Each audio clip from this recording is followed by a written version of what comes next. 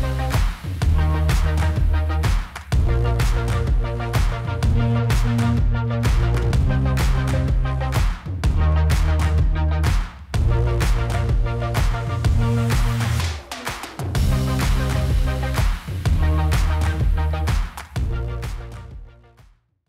I'm Jono. I'm a bike gearhead.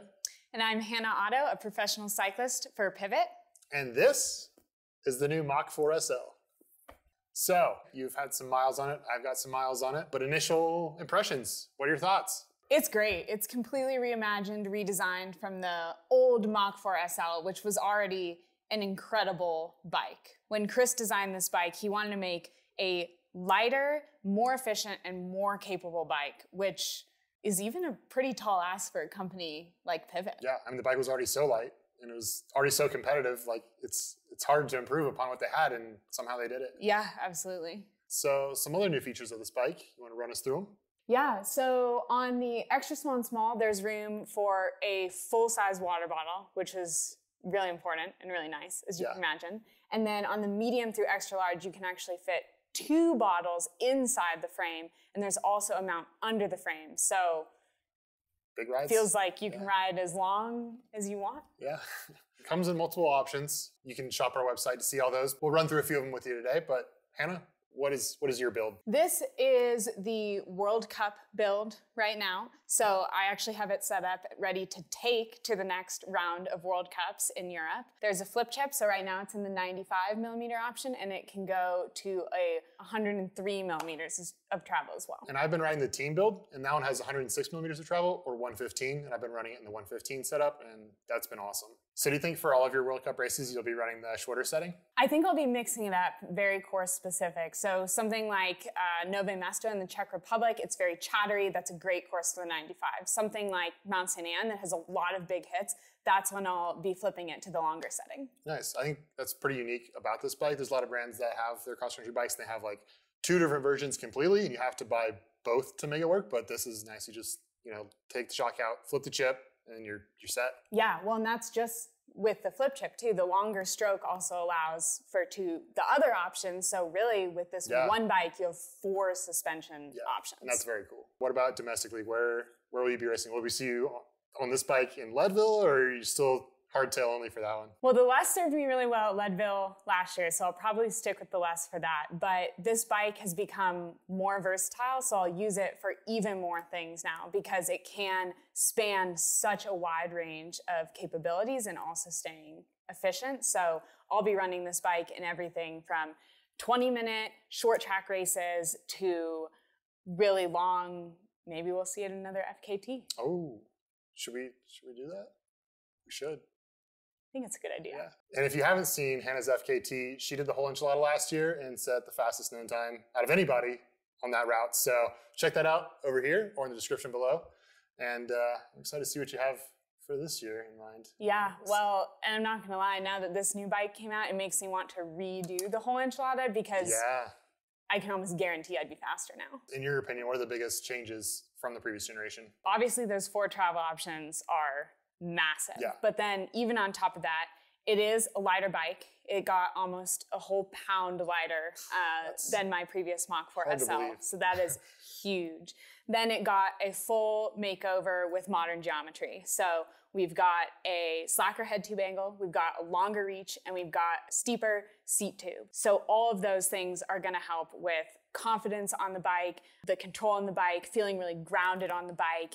And then I think something really detail-oriented that Pivot does is even with all of those changes, they still kept the chainstay relatively short, which for me, it helps when the wheelbase is longer, when we have a long reach, that helps me feel really grounded. So then the short chainstay, it helps it still stay really playful, and it helps me be able to control the bike well, and it helps me be able to put the power down really, really well on some of those steep climbs we see in races. Yeah, and we got out today and rode the bikes together, and just everything you said, like I was able to tell right away. I mean, it's been a while since I rode the generation that you've been racing on, but yeah, the confidence that it gives you compared to that one it's significantly different, which is amazing to see. Absolutely.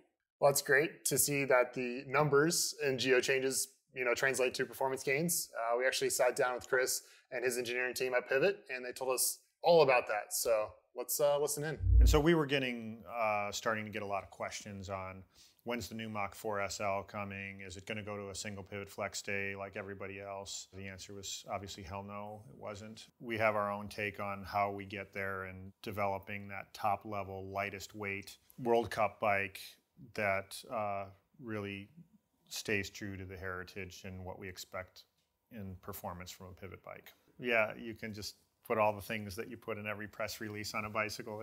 It's longer, it's slacker, and the seat tube is steeper.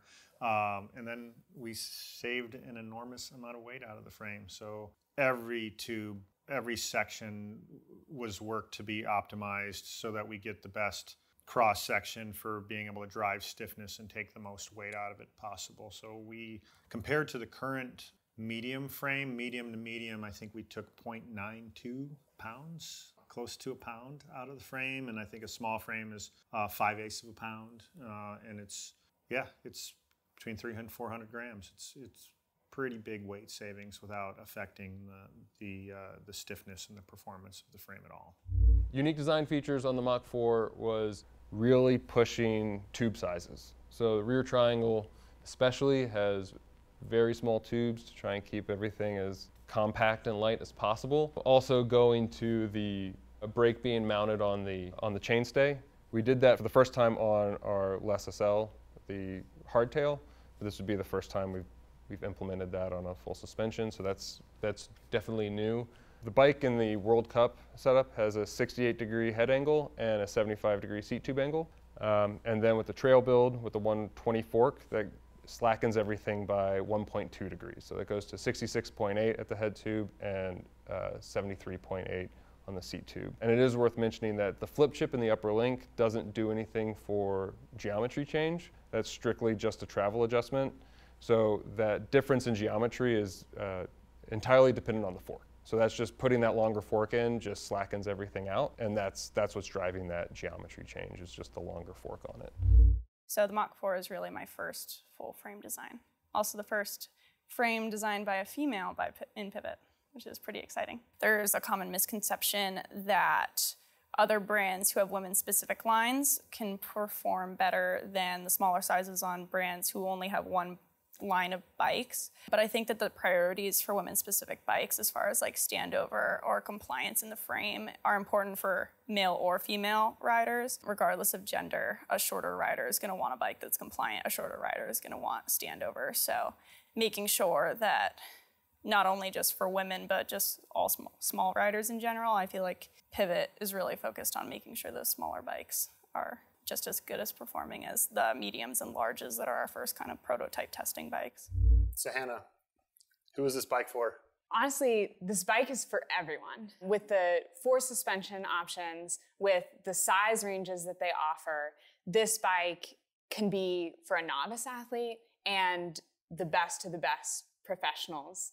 I think that because it's so versatile, it also is great for someone who's looking for a one bike that does it all. You know, I think a lot of the time now we have huge stables of bikes, but with this flip chip, with these suspension options, this could be your do-it-all machine. A lot of brands trying to get lighter bikes, the way they're doing that is by making suspension smaller and smaller. But Pivot managed to make a lighter bike while actually offering more suspension options. Yeah. And so because of that, it's still light, but it still performs exceptionally well on the downhill. Yeah, I would agree. I mean, when we were visiting with Pivot, Chris said that this bike punches above its weight class, and it really does. Even running my local trails, I see people riding bikes they probably shouldn't be on because they're just overbiked, and it's pushing more weight than you need to, because this bike is so capable when you hit those gnarly descents. Really impressed me. It's a bike that'll grow with you if you're a new rider, new racer. And it starts out at a good price point with their ride build, and you can jump up to the pro team and then the World Cup that you'll be racing. So kind of a bike for everyone. Yeah, and I think it doesn't matter whether you're going for PRs or podiums. Everyone deserves to have their best ride and to feel like they are performing and riding to the best of their abilities, and this bike will allow that. Yeah, well said. So I think the only thing we can do now is weigh yours and see just how light it is. Let's do it. All right, let's go. So I already know what my bike weighs, but if you want to guess, let us know in the comments. And Jono, what's your guess? Ooh, extra small frame. We're gonna take the bottle computer off. I'm gonna say 22.5. Let's see. 23 pounds, 2 ounces, and this is not as light as you can build it, correct? Correct. Yeah, I've got a little bit more aggressive casing on these tires. I've got a power meter on. I've got the dropper post on, and of course, pedals. Well, Hannah, it's been a pleasure riding with you and learning more about the Mach 4 SL. If you have any questions about this bike, be sure to reach out to one of our gearheads. They'd be happy to chat about it all day long. Hannah, I'm looking forward to seeing what you do with it this season in the World Cup and here in the Lifetime Grand Prix. So thanks again for coming out and showing me your favorite trails. Thanks. Let's ride again soon. Let's do it. If you like this video, be sure to like, comment, and subscribe, and we'll see you out in the trails.